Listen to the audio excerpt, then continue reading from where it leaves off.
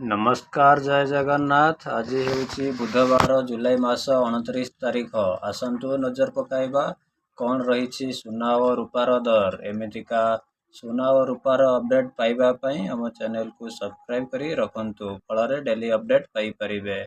आसतु नजर पकाइबा रूपा दर उपर। रूपा 1 ग्राम पिछा 285 टଙ୍କା थिबा बेले 10 ग्राम पिछा 2850 टଙ୍କା एवं 100 ग्राम पिछा 28500 टଙ୍କା रही। सुना दर जदि नजर पकाइबा 24 कैरेट सुना 1 ग्राम पिछा 14117 टଙ୍କା थिबा बेले 24 कैरेट 10 ग्राम पिछा 1,41,170 टଙ୍କା रही।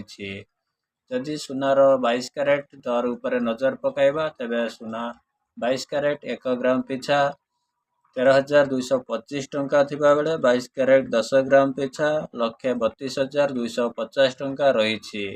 यदि वीडियोटी भल लगुता तो चैनल को सब्सक्राइब करी रखंतु। धन्यवाद।